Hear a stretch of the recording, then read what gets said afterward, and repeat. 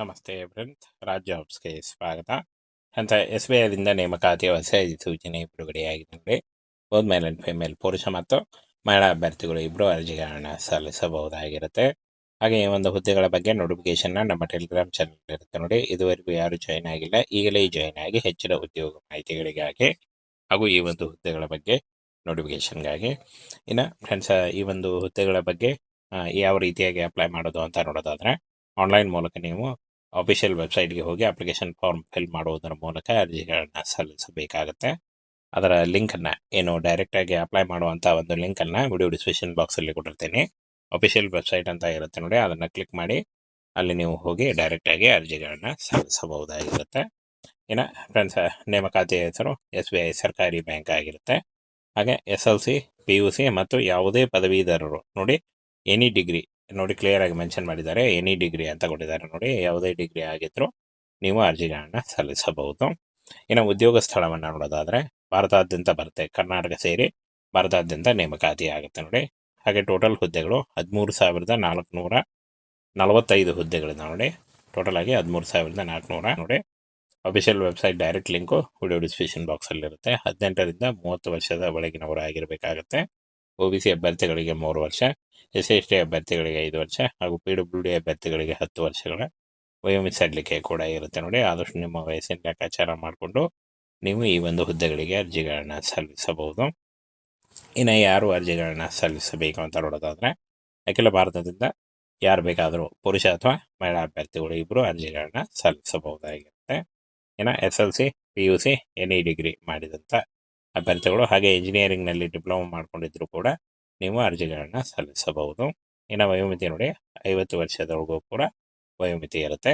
ಇನ್ನು ಅರ್ಜಿ ಸಲ್ಲಿಸುವಾಗ ಬೇಕಾಗುವಂಥ ಒಂದು ಅಗತ್ಯವಾದಂಥ ದಾಖಲೆಗಳನ್ನು ನೋಡೋದಾದರೆ, ಆಧಾರ್ ಕಾರ್ಡು, ಅರ್ಹತಾ ಅಂಕಪಟ್ಟಿಗಳು, ಶಾಶ್ವತ ನಿವಾಸ ಪುರಾವೆ, ವಯಸ್ಸಿನ ಪುರಾವೆ ಹಾಗೂ ಪ್ಯಾನ್ ಕಾರ್ಡು, ಜಾತಿ ಪ್ರಮಾಣ ಪತ್ರ, ಪಾಸ್ಪೋರ್ಟ್ ಗಾತ್ರದ ಫೋಟೋ, ಮೊಬೈಲ್ ಸಂಖ್ಯೆ, ಇಮೇಲ್ ID ಹಾಗೂ CV ಅಥವಾ ರೆಸ್ಯೂಮ್ ಬೇಕಾಗುತ್ತೆ ನೋಡಿ. ಯಾವುದಾದ್ರೂ ಒಂದು ನಡೆಯುತ್ತೆ. ನೇರ ನೇಮಕಾತಿ ಇರುತ್ತೆ ನೋಡಿ, ಕೇವಲ ಸಂದರ್ಶನ ಇರುತ್ತೆ. ಯಾವುದೇ ರೀತಿಯಾದಂಥ ಲಿಖಿತ ಪರೀಕ್ಷೆ ಆಗಲಿ, ಯಾವುದೇ ರೀತಿಯಾದಂಥ ಅರ್ಜಿ ಶುಲ್ಕ ಆಗಲಿ ಕೂಡ ಇರಲ್ಲ. ನೇರ ನೇಮಕಾತಿ ಇರುತ್ತೆ ಈ ಒಂದು ಹುದ್ದೆಗಳಿಗೆ. ಹಾಗೆ ಇದುವರೆಗೂ ಯಾರು ನಮ್ಮ ಟೆಲಿಗ್ರಾಮ್ ಚಾನಲ್ನ ಜಾಯ್ನ್ ಆಗಿಲ್ಲ, ಈಗಲೇ ಜಾಯ್ನ್ ಆಗಿ ಹೆಚ್ಚಿನ ಉದ್ಯೋಗ ಮಾಹಿತಿಗಳಿಗಾಗಿ ಅದರ ನೇರ ಲಿಂಕು ವಿಡಿಯೋ ಡಿಸ್ಕ್ರಿಪ್ಷನ್ ಬಾಕ್ಸಲ್ಲಿ ಇರುತ್ತೆ ನೋಡಿ. ಈ ಒಂದು ಹುದ್ದೆಗಳಿಗೆ ಆನ್ಲೈನ್ ಮೂಲಕ ಅರ್ಜಿಗಳನ್ನು ಸಲ್ಲಿಸಬೇಕಾಗುತ್ತೆ. ಅಫಿಷಿಯಲ್ ವೆಬ್ಸೈಟ್ಗೆ ಹೋಗಿ ನೀವು ಅಪ್ಲಿಕೇಶನ್ ಫಾರ್ಮನ್ನು ಫಿಲ್ ಮಾಡಿ ಅಂತ SBIದಿಂದ ನೇಮಕಾತಿಯ ಹೊಸ ಸೂಚನೆ ಬಿಡುಗಡೆಯಾಗಿದೆ ನೋಡಿ. ಬೋತ್ ಮೇಲ್ ಆ್ಯಂಡ್ ಫಿಮೇಲ್ ಪುರುಷ ಮತ್ತು ಮಹಿಳಾ ಅಭ್ಯರ್ಥಿಗಳು ಇಬ್ಬರು ಅರ್ಜಿಗಳನ್ನು ಸಲ್ಲಿಸಬಹುದಾಗಿರುತ್ತೆ. ಹಾಗೆ ಈ ಒಂದು ಹುದ್ದೆಗಳ ಬಗ್ಗೆ ನೋಟಿಫಿಕೇಶನ್ನ ನಮ್ಮ ಟೆಲಿಗ್ರಾಮ್ ಚಾನಲ್ ಇರುತ್ತೆ ನೋಡಿ. ಇದುವರೆಗೂ ಯಾರು ಜಾಯ್ನ್ ಆಗಿಲ್ಲ, ಈಗಲೇ ಜಾಯ್ನ್ ಆಗಿ ಹೆಚ್ಚಿನ ಉದ್ಯೋಗ ಮಾಹಿತಿಗಳಿಗಾಗಿ ಹಾಗೂ ಈ ಒಂದು ಹುದ್ದೆಗಳ ಬಗ್ಗೆ ನೋಟಿಫಿಕೇಶನ್ಗಾಗಿ.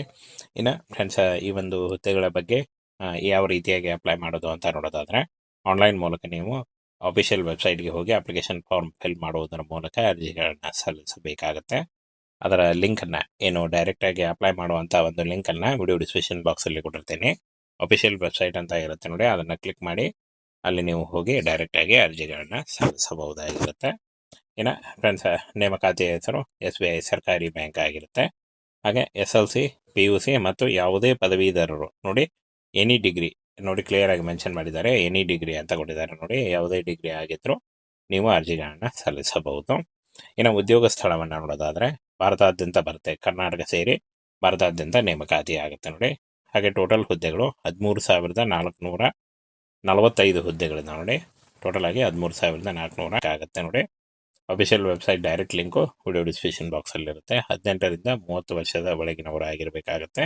OBC ಅಭ್ಯರ್ಥಿಗಳಿಗೆ 3 ವರ್ಷ, SC/ST ಅಭ್ಯರ್ಥಿಗಳಿಗೆ 5 ವರ್ಷ ಹಾಗೂ PWD ಅಭ್ಯರ್ಥಿಗಳಿಗೆ 10 ವರ್ಷಗಳ ವಯೋಮಿತಿ ಸಡಿಲಿಕೆ ಕೂಡ ಇರುತ್ತೆ ನೋಡಿ. ಆದಷ್ಟು ನಿಮ್ಮ ವಯಸ್ಸಿನ ಲೆಕ್ಕಾಚಾರ ಮಾಡಿಕೊಂಡು ನೀವು ಈ ಒಂದು ಹುದ್ದೆಗಳಿಗೆ ಅರ್ಜಿಗಳನ್ನು ಸಲ್ಲಿಸಬಹುದು. ಇನ್ನು ಯಾರು ಅರ್ಜಿಗಳನ್ನು ಸಲ್ಲಿಸಬೇಕು ಅಂತ ನೋಡೋದಾದರೆ, ಅಖಿಲ ಭಾರತದಿಂದ ಯಾರು ಬೇಕಾದರೂ ಪುರುಷ ಅಥವಾ ಮಹಿಳಾ ಅಭ್ಯರ್ಥಿಗಳು ಇಬ್ಬರು ಅರ್ಜಿಗಳನ್ನು ಸಲ್ಲಿಸಬಹುದಾಗಿರುತ್ತೆ. ಇನ್ನು SLC, PUC, ಎನಿ ಡಿಗ್ರಿ ಮಾಡಿದಂಥ ಅಭ್ಯರ್ಥಿಗಳು ಹಾಗೆ ಇಂಜಿನಿಯರಿಂಗ್ನಲ್ಲಿ ಡಿಪ್ಲೊಮಾ ಮಾಡ್ಕೊಂಡಿದ್ರು ಕೂಡ ನೀವು ಅರ್ಜಿಗಳನ್ನು ಸಲ್ಲಿಸಬಹುದು. ಇನ್ನು ವಯೋಮಿತಿ ನೋಡಿ, 50 ವರ್ಷದವರೆಗೂ ಕೂಡ ವಯೋಮಿತಿ ಇರುತ್ತೆ.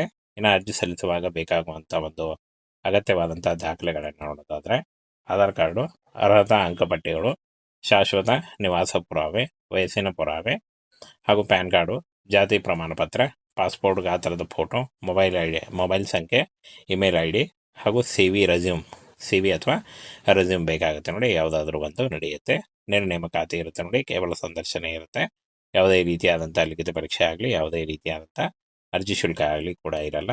ನೇರ ನೇಮಕಾತಿ ಇರುತ್ತೆ ಈ ಒಂದು ಹುದ್ದೆಗಳಿಗೆ.